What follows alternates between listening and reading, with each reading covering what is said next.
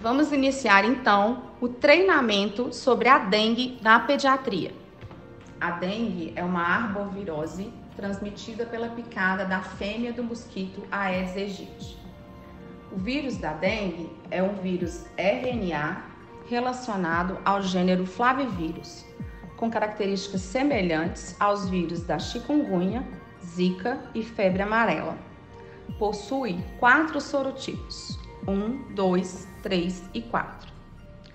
Após a picada por um mosquito Aedes aegypti infectado, os indivíduos podem apresentar sintomas da dengue em um período que varia de 3 a 14 dias. Indivíduos infectados podem transmitir o vírus da dengue e permanecem infectantes aos mosquitos durante todo o período virêmico, que é de aproximadamente 7 dias. A infecção por um determinado sorotipo do vírus da dengue confere imunidade permanente contra esse mesmo sorotipo e proteção cruzada temporária contra os outros sorotipos.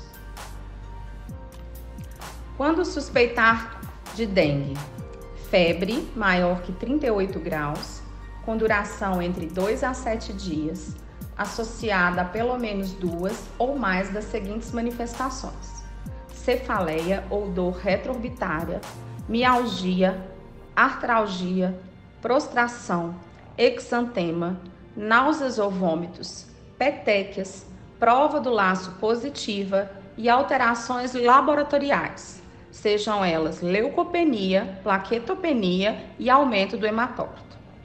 Apresentações inespecíficas, como recusa alimentar e de líquidos, diarreia, dor abdominal, rubor facial, adinamia, sonolência, irritabilidade e até mesmo dor de garganta podem fazer parte do quadro. Em crianças, pode ocorrer um agravamento súbito do quadro. Como é feito, então, o diagnóstico laboratorial? Durante a fase febril, o diagnóstico pode ser realizado pelo isolamento viral, pela detecção do genoma viral no sangue, o RT-PCR, ou pela detecção de proteínas virais não estruturais, o NS1, por meio de teste rápido. O diagnóstico sorológico é feito por meio da detecção de anticorpos IgM a partir do 6º dia de doença.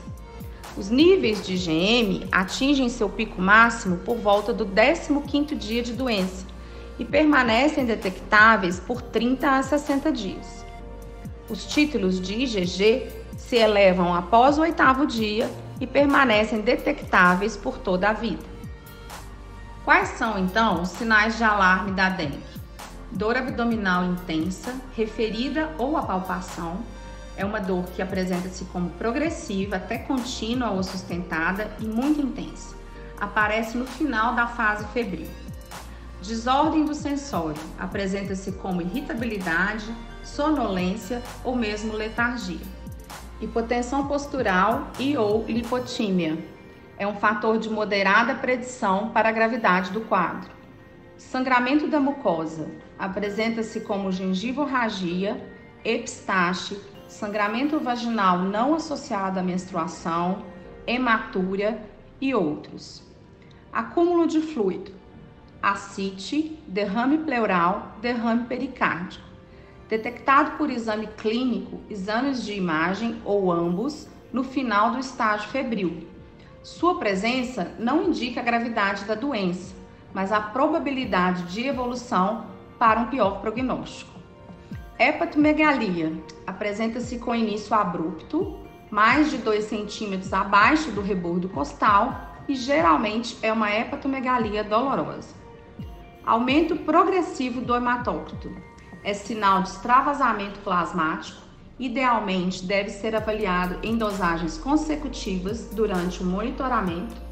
O hematócrito deve ser considerado aumentado se maior que 10% do valor de base ou dos valores medianos próprios para a idade.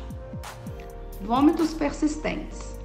É considerado como sinal de alerta quando ocorrem 3 ou mais episódios em 1 hora ou 4 episódios em 6 horas. Situações especiais que merecem maior atenção: crianças menores de 2 anos, pacientes com comorbidades, hipertensão, diabetes mellitus, doenças hematológicas crônicas, como anemia falciforme, doença renal crônica, asma e doenças autoimunes. Prova do laço. Por muito tempo, a prova do laço vem sendo recomendada no estadiamento da dengue. No entanto, uma revisão sistemática publicada em 2022 pela Organização Pan-Americana de Saúde, Organização Mundial de Saúde, OPAS-OMS, identificou 217 estudos em que o valor de predição da prova do laço foi baixo para formas graves e critério de hospitalização. Para essas circunstâncias, sua realização pode trazer discordância na condução dos casos. Algumas coisas devem ser ressaltadas, né? Na realização da prova do laço, é necessário ter um manguito adequado para cada criança, para cada faixa etária, de acordo com o tamanho do braço, bem como dispor de uma tabela com os valores adequados de pressão arterial sistólica e diastólica, ao qual vai ser consultado para avaliação dos resultados. Como que eu vou realizar, né, a prova do laço? Verificar a pressão arterial da criança e calcular o valor médio pela fórmula: pressão arterial sistólica mais pressão arterial diastólica dividido por 2. Então, a média das PAs vai ser o valor que eu vou buscar. Vou insuflar o manguito até o valor médio e manter durante 5 minutos em adultos e 3 minutos em crianças.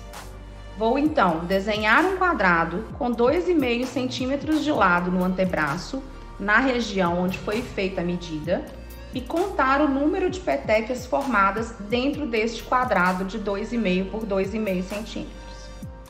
Vou considerar a prova positiva nos adultos se houver 20 ou mais petequias e nas crianças se houver 10 ou mais petequias. Atentar para o surgimento de possíveis petequias em todo o antebraço, dorso das mãos e nos dedos também. Como identificar qual fase da doença e suas principais complicações? Então, a gente tem um gráfico, né, mostrando que nos primeiros dias da dengue, ela cursa com a febre alta, podendo chegar até 40 graus ou mais, com sinais de desidratação, comprometimento de alguns órgãos que podem se agravar ao longo dos próximos dias, elevação do hematócrito progressiva, queda de plaquetas progressiva, que coincidem com a fase de viremia elevada e ainda sem complicações secundárias. Por volta do 4º, 5º dia, nós vamos entrar num segundo momento, que é a fase crítica da dengue. Nessa fase, é a fase onde a gente também conhece como defervescência da febre, vão ser a fase onde vão aparecer os sangramentos e o maior comprometimento dos órgãos-alvo, podendo evoluir inclusive com um choque hemorrágico. Vamos observar então uma queda mais acentuada das plaquetas, uma elevação ainda maior do hematócrito e uma redução da carga viral e viremia. Mas, nessa fase, eu ainda não consigo fazer a detecção por títulos sorológicos. No terceiro momento, depois da passagem do 6º para o 7º dia, vou entrar na fase de recuperação. Nessa fase de recuperação, eu ainda posso voltar a ter febre, mas uma febre mais baixa, um estado febril. Ocorre a reabsorção da sobrecarga de fluidos recebidos, né, ou produzidos durante a fase crítica. Ainda pode ser visto algum comprometimento de órgãos-alvos, as plaquetas começam a se elevar e o hematócrito começa a baixar. Nessa fase, a viremia começa a desaparecer e os títulos sorológicos começam a subir. Como conduzir, então, um caso suspeito de dengue? Em caso suspeito, em que há relato de febre, usualmente de 2 até 7 dias, mais 2 sintomas já relatados, né? Pelo menos cefaleia, dor retrovitária, exantema, petequias, mialgia, artralgia, náuseas ou vômitos, leucopenia e prova do laço positiva.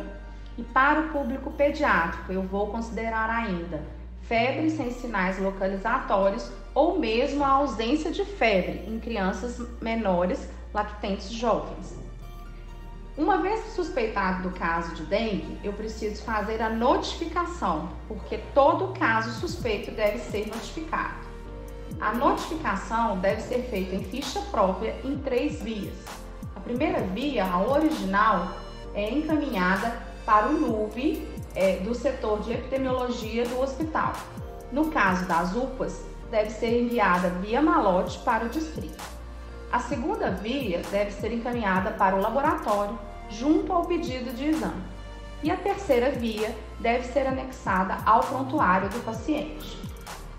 Quando eu encontro esses sintomas e suspeito de dengue, eu tenho que pensar ainda nos diagnósticos diferenciais: chikungunya, zika, febre amarela, influenza, febre maculosa e leptospirose. Ou, neste momento epidemiológico, ainda pensar que estamos cursando com outras viroses ao mesmo tempo. Estratificar, então, o risco de gravidade da dengue nos grupos A, B, C ou D. Iniciar a hidratação dos pacientes suspeitos de imediato, de acordo com a classificação, enquanto aguardam exames laboratoriais. Hidratação oral para os pacientes do grupo A e B e hidratação venosa para os pacientes do grupo C e D. A realização de coleta de exames apenas será possível após o preenchimento adequado da ficha de notificação. Uma vez coletado, deve ser encaminhado para análise e depois esse resultado será utilizado em um segundo momento para a reclassificação do paciente. Manifestações, então, por grupos. No grupo A, nós vamos ter prova do laço negativa, ausência de petequias e ausência de situações de risco, ausência de sinais de alarme ou sinais de choque ou gravidade. No grupo B, nós vamos ter prova do laço positiva ou a presença de petequias ou situação de risco, por exemplo, crianças menores de 2 anos. Não vamos observar ainda sinais de alarme ou sinais de choque ou sinais de gravidade. No grupo C, podemos ter ou não a prova do laço positiva, com a presença ou não de petequias, mas vamos observar a presença de sinais de alarme e ainda não vamos observar sinais de choque ou sinais de gravidade. A gente vai encontrar os sinais de choque ou gravidade na classificação D. Então, no grupo D, nós podemos ou não ter a prova do laço positiva, podemos ou não ter sinais de alarme, mas necessariamente precisamos ter sinais de choque ou sinais de gravidade.